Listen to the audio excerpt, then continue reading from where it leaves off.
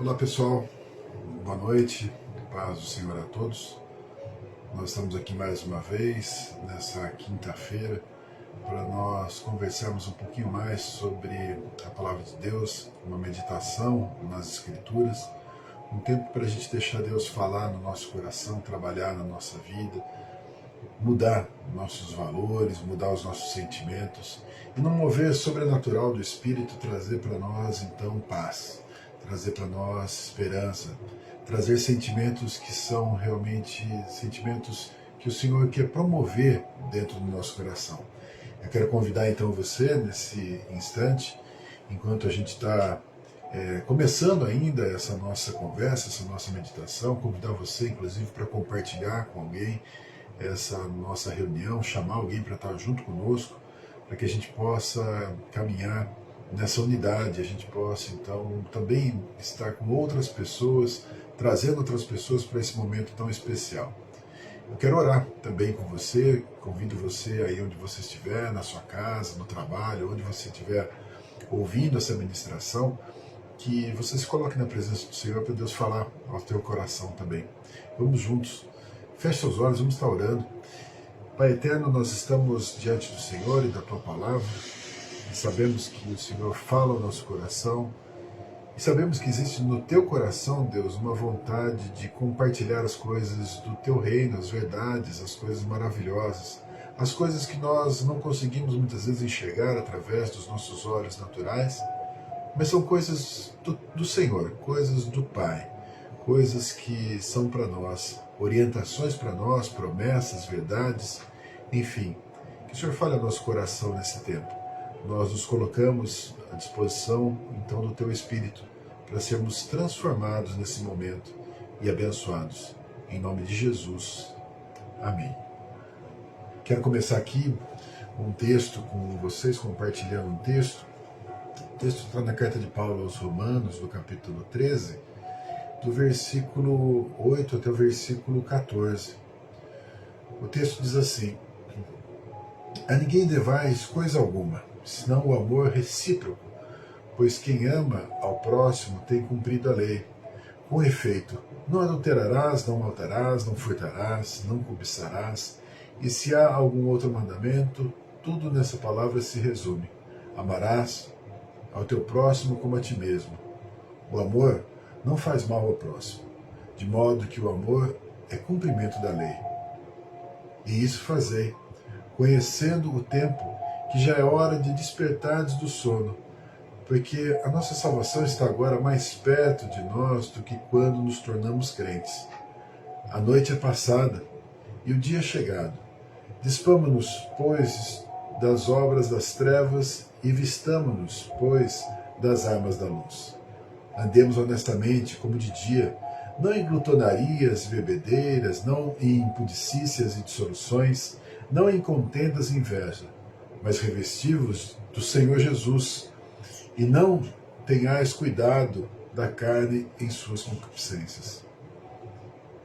O texto, então, aqui para nós fala, como Paulo muitas vezes traz para nós, essa chamada para uma mudança.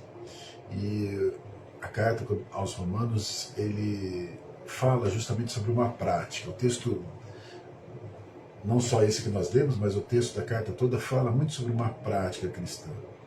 Fala sobre a justiça de Deus, fala sobre uma mudança mediante esse novo relacionamento com Deus, uma mudança possível, uma mudança então que deveria acontecer em nós, uma mudança que é possível acontecer nas nossas vidas a partir desse encontro com Cristo.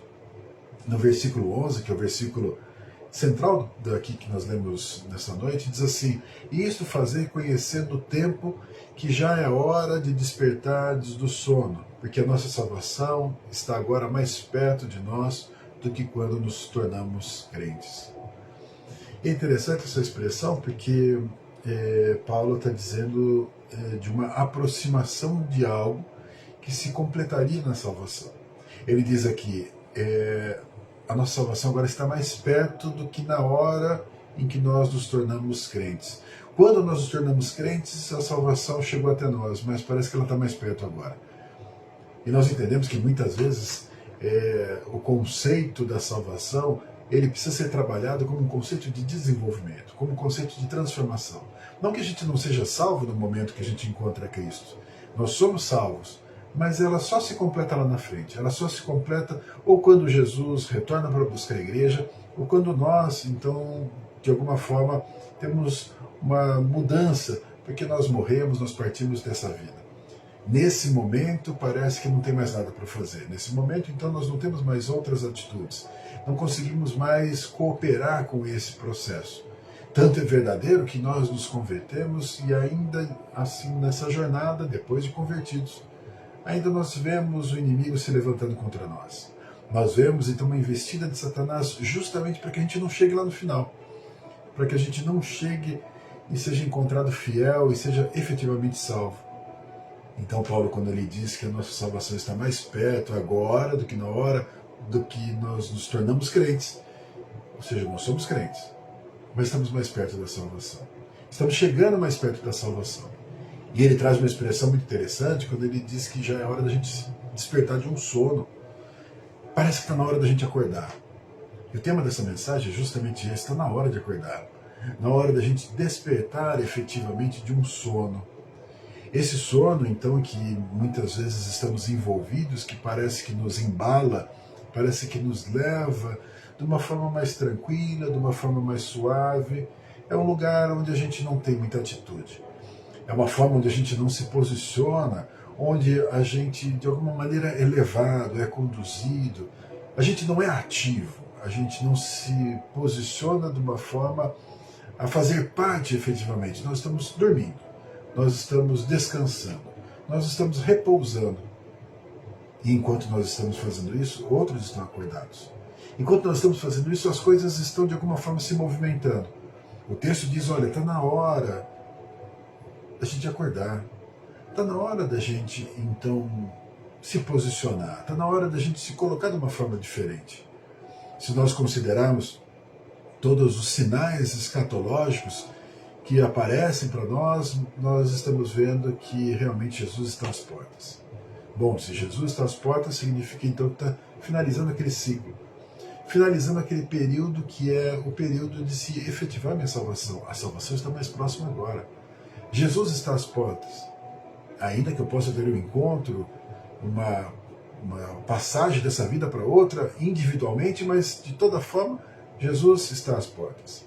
Se Ele está às portas, se os seus sinais estão mostrando, se realmente nós estamos mais perto dessa salvação, então parece que está na hora da gente acordar.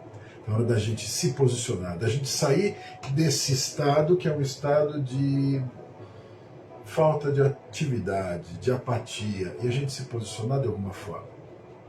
Alguém pode imaginar que então está na hora de nós sairmos e evangelizarmos, está na hora de novas cruzadas, está na hora de novas campanhas evangelísticas, e não que elas não sejam fantásticas, não que elas não tenham um propósito efetivo de salvação, mas nós precisamos nos posicionar inclusive naquilo que nos cabe.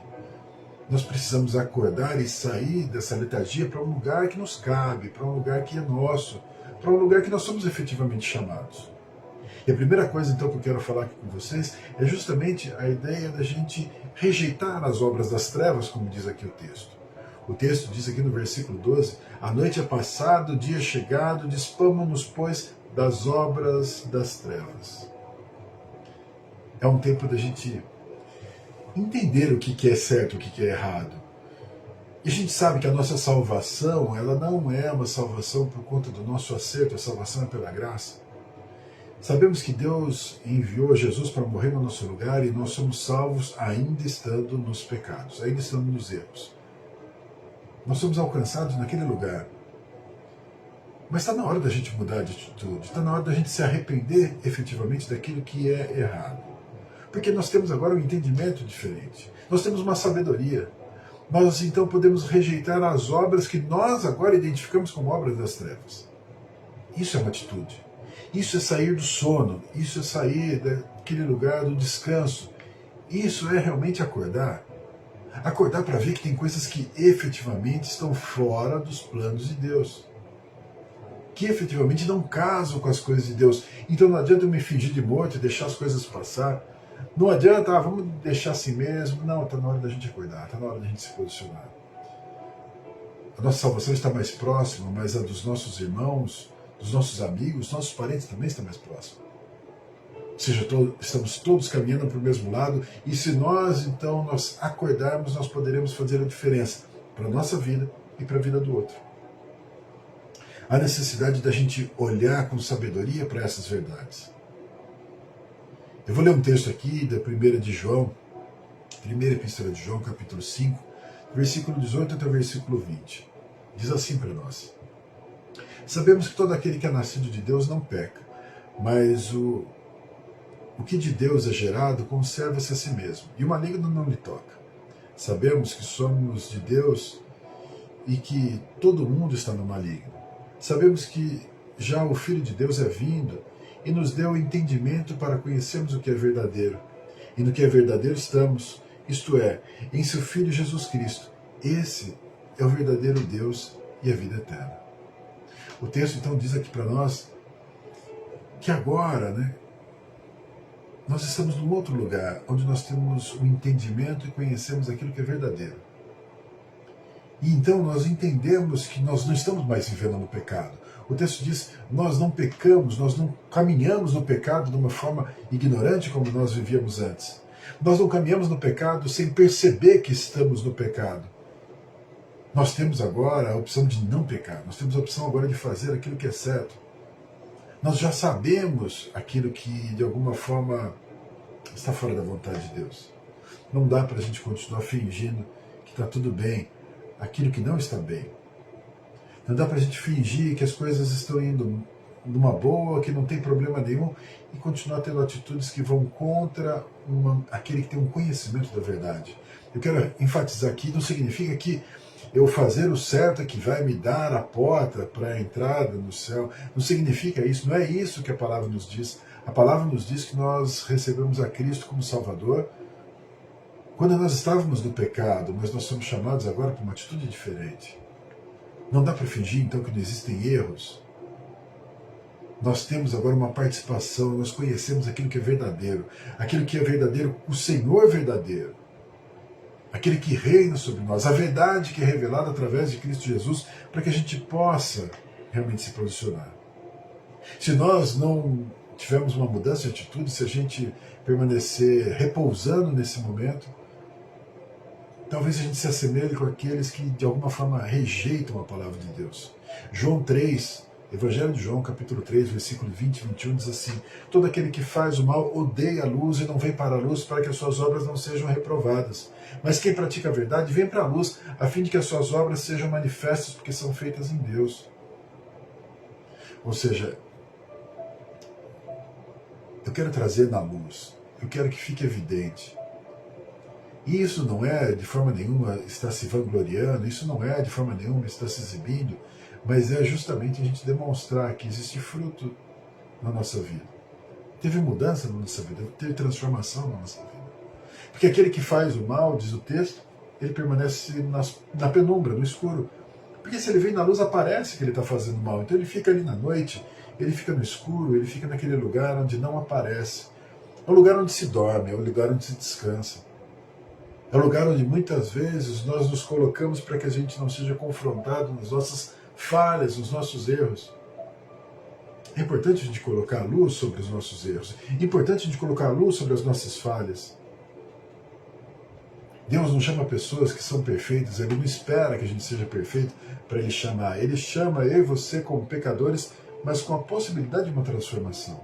Então se eu e você não viermos para a luz, de forma que até mesmo as nossas obras sejam reprovadas, e a gente possa ser transformado, como que a gente vai ser transformado?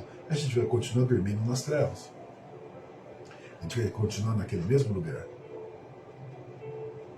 Gálatas, quando Paulo escreve aos Gálatas, capítulo 5, versículo de 19 a 21, ele diz assim: porque as obras da carne são manifestas, as quais são adultério, prostituição, impureza, lascívia, idolatria, feitiçaria, inimizades, porfias, emulações, iras, pelejas, dissensões, heresias, invejas, homicídios, bebedices, glutonarias e coisas semelhantes a essas, acerca das quais vos declaro, como já antes vos disse, que os que cometem tais coisas não herdarão o reino de Deus.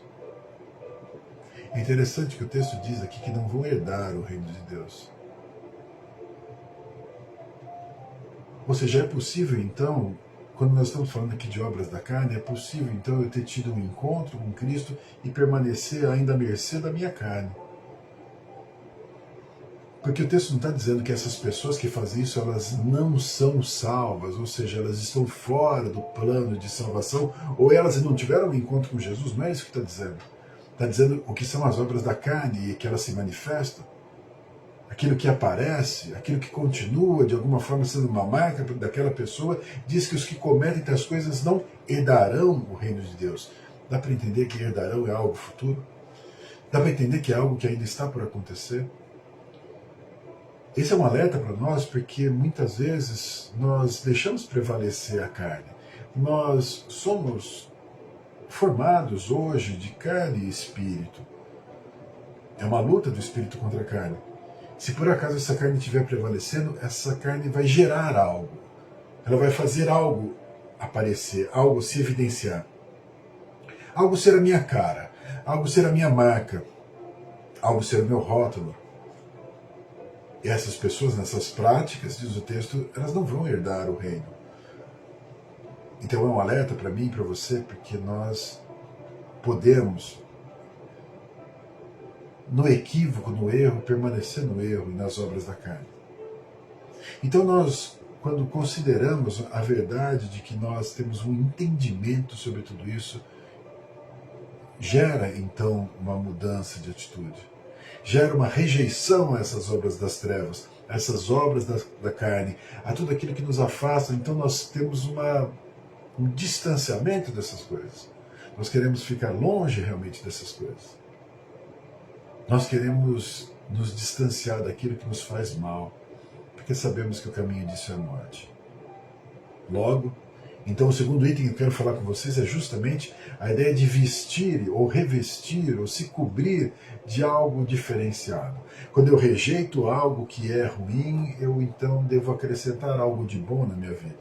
O versículo 14 diz para nós, o texto inicial que nós lemos em Romanos, revesti-vos do Senhor Jesus Cristo. Revesti-vos do Senhor Jesus Cristo. Parece que esse processo de santificação é como algo que eu me visto realmente, algo que eu coloco sobre mim, algo que é de alguma forma encaixado na minha vida. Eu tiro algo e coloco algo. Eu tiro algo que não me cabe mais, não me serve mais, e agora acrescento as vestes de Cristo.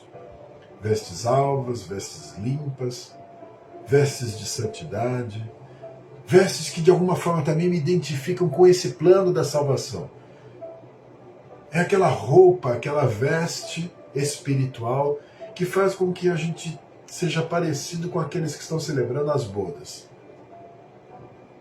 Com aquilo que está por vir, com essa salvação que está mais próxima agora do que quando a gente se tornou crente.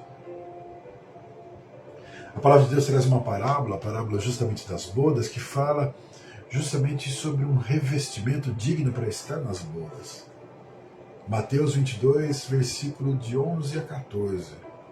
Diz assim: E o rei entrando para ver os convidados, viu ali um homem que não estava trajado com as vestes de núpcias. E disse: Amigo, como entraste aqui não tendo vestes nupcial? Ele emudeceu. Então disse o rei aos servos: Amarrai-o de pés e mãos, levai-o, lançai-o nas trevas exteriores. Ali haverá pranto e ranger de dentes, porque muitos são chamados, mas poucos escolhidos. O texto que traz para nós essa expressão mostra essa ilustração de alguém que está participando de uma festa, mas com o traje inadequado. Colocado para fora por conta do traje, para nós representa o que? Justamente essa condição de estar preparado para essa festividade, para essa celebração. É se colocar realmente em santidade. Ou seja, às vezes eu estou dormindo justamente por não buscar a santidade. Não, mas eu abandonei as coisas erradas, eu deixei as coisas de lado, eu mudei de vida. E o que você acrescentou no lugar? O que você colocou no lugar? O que você colocou, então, como algo que te identifica efetivamente com as bodas, com as festas, com a festa. O que você está usando que tem a ver com a festa? Paulo, quando escreve aos Efésios, capítulo 4, versículo 24, ele diz assim: vos revistais do novo homem, que segundo Deus é criado em verdadeira justiça e santidade. O novo homem, criado em Deus, que você deve se revestir, se cobrir, se trajar, ele é criado em justiça e santidade. Ele tem traços diferentes. É uma vestimenta diferente. É uma vestimenta que nos identifica. É uma vestimenta que tem a ver com aqueles realmente que estão nas bodas. Paulo escreve aos Colossenses, capítulo 3, versículo 10, e vos revestis do novo, que se renova para o conhecimento, segundo a imagem daquele que o criou. Trajes nupciais, roupa adequada, algo que tem realmente a ver com uma escolha nossa. É uma atitude. A ideia, inclusive, não é que a gente passe desapercebido.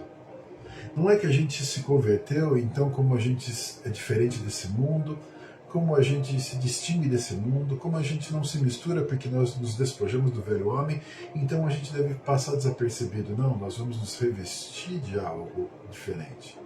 Nós vamos usar algo diferente. Nós vamos aparentar algo diferente. Algo que está dentro de nós, que é o Espírito Santo. Mas seremos reconhecidos assim. Algo então irá brilhar em nós. Algo fará diferença em nós. Essa santidade de Cristo, essa santidade que nos alcança agora, esse lugar que nos alcança na filiação com o Pai, possibilita que a gente viva de uma forma diferente. A gente pode viver assim. O texto nos fala no imperativo que nós devemos nos revestir. Paulo escreve de novo: se vista, coloque essa roupa, coloque esse traje, coloque essa forma de expressão através da sua roupa. Se a gente lembrar, muitas das roupas que eram apresentadas, até mesmo no Antigo Testamento, nas festas, as vestes elas tinham algo a ver com um evento. As vestes não eram talvez tão vastas ou múltiplas como agora, ou tão fáceis de se adquirir como agora, mas algumas vestes eram específicas, elas eram para um determinado momento, para uma determinada situação. Quem é um pouco mais maduro, talvez lembre de uma expressão que a gente usava há um tempo atrás, que dizia que era a roupa de ir na igreja, ou roupa de ver Deus. E não é porque ela era diferente na sua apresentação, porque ela era de alguma forma mais sóbria e menos exposta, não, é porque ela era uma roupa mais nova, ela era uma roupa mais bonita, ela tinha essa característica que a gente chamava roupa de ver Deus, ou seja, era um traje específico para isso, um traje para aquele momento. Paulo, quando traz então essa ideia do traje, né, quando ele coloca para nós essa ideia de revestimento, de se vestir, de estar usando algo diferente, é porque existe uma forma adequada de se estar nos lugares, de se estar como crente, de se estar como crente nesse mundo. Não é apenas uma veste física, mas é aquilo que nos cobre, que nos reveste, é aquele sangue de Jesus sobre as nossas vidas que faz a gente diferente. O texto, quando o Senhor traz aquela parábola das bodas, fala claramente que aquele que não tinha veste, então ele foi colocado de fora. Ele estava inadequado, ele não combinava, os trajes não funcionavam.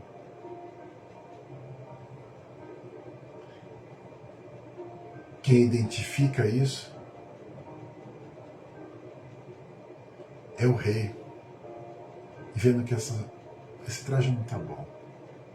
Talvez nós estejamos dormindo sem nos revestir. Talvez a gente não tenha acordado para esse processo do revestimento do novo. Talvez a gente não tenha acordado para olhar as virtudes de Cristo e falar: eu quero para a minha vida. Para aprender efetivamente com Cristo Jesus e trazer para as nossas vidas. Amadurecer na estatura do varão perfeito e trazer para as nossas vidas. Talvez a gente falte nesse processo, a gente esteja dormindo. E por último, então, ainda dentro desse texto, Parece que nós somos chamados para sermos devedores. Uma dívida que a gente deve pagar. A gente deve, de alguma forma, se posicionar em pagamento. Versículo de 8 a 10 diz assim: a ninguém devais coisa alguma, senão o amor recíproco, pois quem ama ao próximo tem cumprido a lei. Com efeito, não adulterarás, não matarás, não furtarás, não cobiçarás, e se há algum outro mandamento, tudo nessa palavra se resume: amarás o teu próximo como a ti mesmo. O amor não faz mal ao próximo, de modo que o amor é cumpridor da lei. Então parece que nós temos que acordar para amar as pessoas. Acordar para demonstrar esse amor. Acordar realmente para se posicionar. Um resumo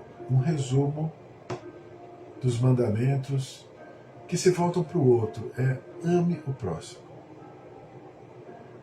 Deixe de olhar para você. Olhe mais para o próximo. Faça algo pelo próximo. Se posicione em favor do próximo. Estenda a sua mão para o próximo. Ajude o próximo na caminhada. Se importe realmente com o próximo. Se doe para ele. Tenha uma sensibilidade para entender aquilo que o próximo passa, aquilo que o próximo sofre. Paulo escreveu aos Romanos, capítulo 12, versículo 15: alegrai-vos com os que se alegram, chorai com os que choram. Ou seja, deixa a emoção dele também ditar a sua posição. Ah, não, ele está triste, eu vou procurar quem está feliz. Não, ele está feliz, eu não vou participar da felicidade dele, porque eu nem gosto da felicidade dele. A felicidade dele me faz mal, eu não me sinto bem. Se preocupe com o outro ao ponto de se unir nas emoções com ele. Estar próximo dele nas emoções. Se posicione dessa forma. Isso é um exercício de amor onde o outro tem mais honra do que nós. Paulo, quando escreve aos Gálatas, ele diz: então, enquanto temos tempo, façamos bem a todos, mas principalmente aos domésticos da fé. Fazer bem para as outras pessoas. Se posicionar ajudando, estendendo a mão. Esse é um exercício que é um exercício, talvez um dos mais difíceis que tem, é a gente negar a nós mesmos em relação aos outros. É a gente negar a nossa particularidade, as nossas dores, as nossas dificuldades e considerar o outro mais importante do que nós mesmos. A gente estender a mão para o outro, então, dessa forma, para nós, muitas vezes é difícil. E é um exercício contínuo. É um exercício de quem está acordado, de quem não está dormindo. É um exercício de quem resolve, então, sair daquele lugar da apatia e efetivamente fazer a diferença. É um amor que se move na direção do outro.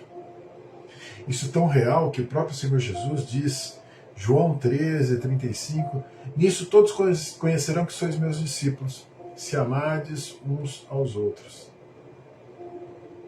Parece que essa marca ela precisa ser de alguma forma mais fortalecida. Às vezes a gente não está se dando conta do quanto que a igreja tem falhado na ideia do amor. A igreja tem falhado, a igreja tem dormido diante de uma maldade.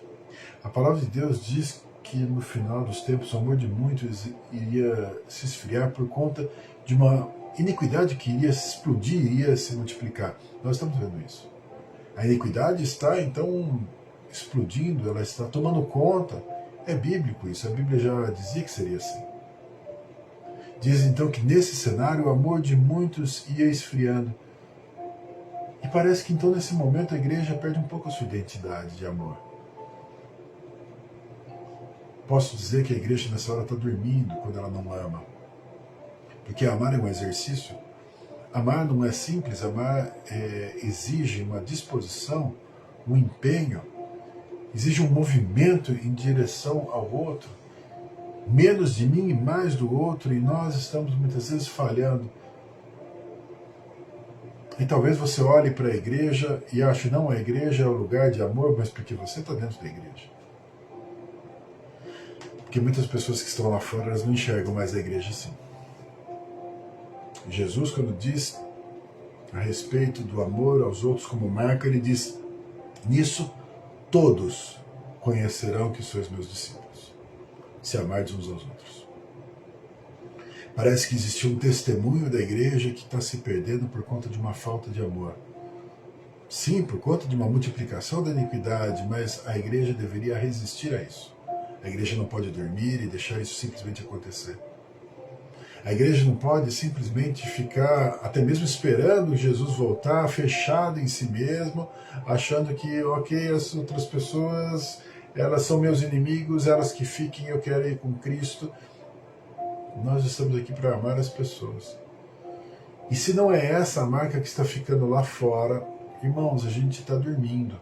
Como igreja, a gente está dormindo. Porque deveríamos deixar essa marca lá fora. E se não está sendo essa marca, alguma coisa está errada. A igreja primitiva de Atos, ela tinha uma característica que era cair na graça das pessoas fora da igreja. As pessoas gostavam, as pessoas achavam interessante, as pessoas admiravam a postura daqueles que eram, então, os cristãos. Eles tinham uma postura diferente, eles tinham uma atitude diferente. Diz o texto lá que, inclusive, eles tinham uma reunião, eles tinham sua comunhão, eles tinham o partir do pão, eles tinham uma busca de sabedoria, de entendimento, e Deus ainda acrescentava mais pessoas para serem salvas ali na igreja. A igreja de Cristo hoje, ela não é sempre vista como uma igreja de amor. E não deveria ser isso. Não deveria ser isso o mais importante. Muitas vezes, quando eu ouço comentário de outras pessoas falando a respeito dos evangélicos, falando a respeito da igreja, me entristece.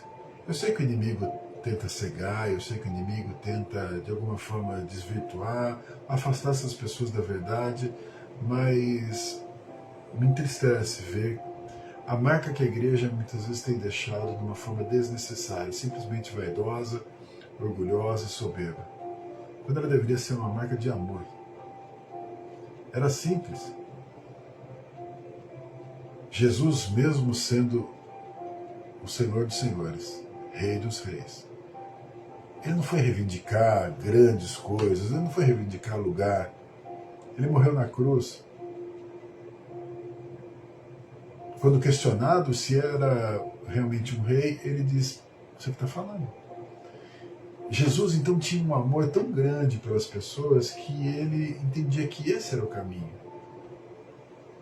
Quem olha para Jesus, então, mesmo aquele que não conhece, identifica Jesus como um homem de sabedoria, como um homem de amor, uma marca de amar o próximo. Marca que nós, como igreja, estamos dormindo e não está aparecendo muitas vezes. Será que a gente não pode, então, reverter isso? Porque eu sei que essa é uma marca grande da igreja, uma marca falha da igreja em muitas coisas, mas e próximo de nós, se a gente fizer essa diferença? Se a gente fizer a diferença, pelo menos com as pessoas com quem a gente se relaciona? Se nós aqui, um grupo pequeno que está ouvindo a mensagem, se posicionar, nós podemos fazer diferença nesse lugar. E nesse lugar, a Igreja de Cristo. Entre as pessoas que a gente conhece, a Igreja de Cristo. E não necessariamente a comunidade cristã regenera, mas a Igreja de Cristo há de ser vista como uma igreja de amor. Você que é a igreja, você que porta a igreja, você que carrega o Espírito, levar essa marca. Então desperta. Desperta. Está na hora da gente acordar. Está na hora da gente acordar e se posicionar de uma forma diferente.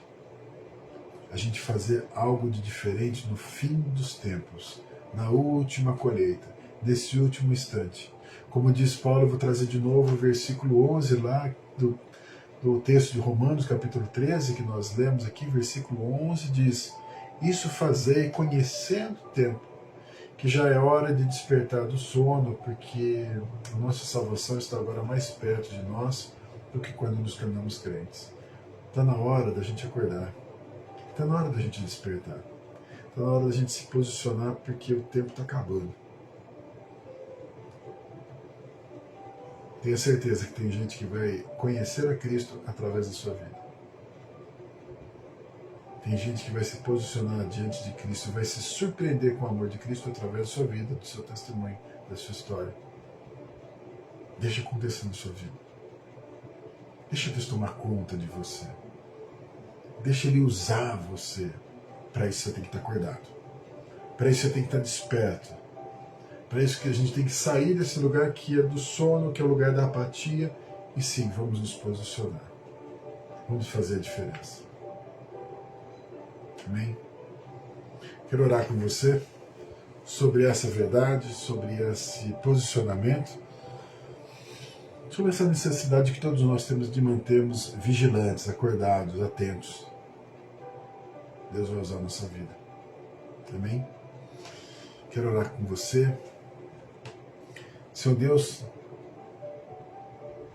nós te agradecemos por toda a verdade da salvação, pela palavra do Senhor, o amor do Senhor que nos alcançou e nos envolveu e nos transportou para a luz, nos arrancou das trevas, nos tirou daquele lugar sem esperança e nos colocou num lugar, então, de filho, de excelência, de herança, um lugar de promessa, um lugar que anuncia coisas futuras, um lugar que comunica de reinos espirituais, reino dos céus, coisas celestiais. Deus, obrigado por compartilhar conosco tudo isso. Obrigado por nos dar um caminho que nos leva a uma satisfação, a uma alegria, uma paz, uma esperança.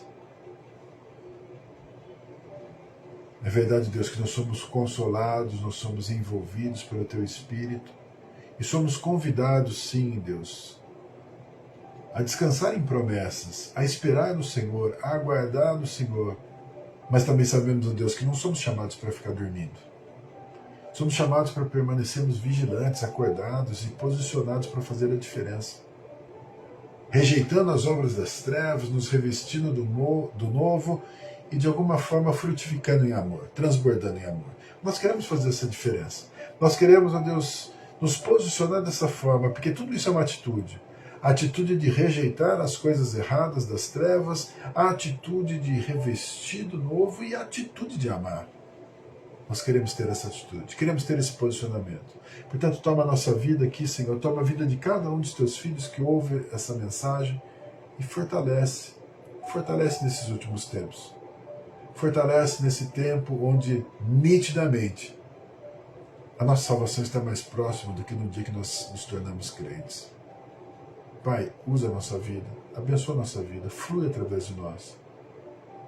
Que tenhamos a alegria de estarmos totalmente ligados no Teu reino, no Teu plano, no Teu projeto. Trabalha conosco, Deus, nos enche com a Tua paz, nos abençoa. Em nome de Jesus.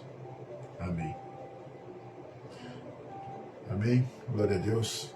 Muito bom estar aqui com vocês, irmãos. Obrigado pela presença de cada um. Que Deus fortaleça a sua vida, Deus abençoe grandemente a sua casa, que a gente possa estar junto em comunhão, seja presencialmente, ou seja através desses encontros virtuais, mas que a gente possa estar no mesmo espírito. Que Deus esteja tocando em nossa vida. Amém? Deus fortaleça a todos, em nome de Jesus.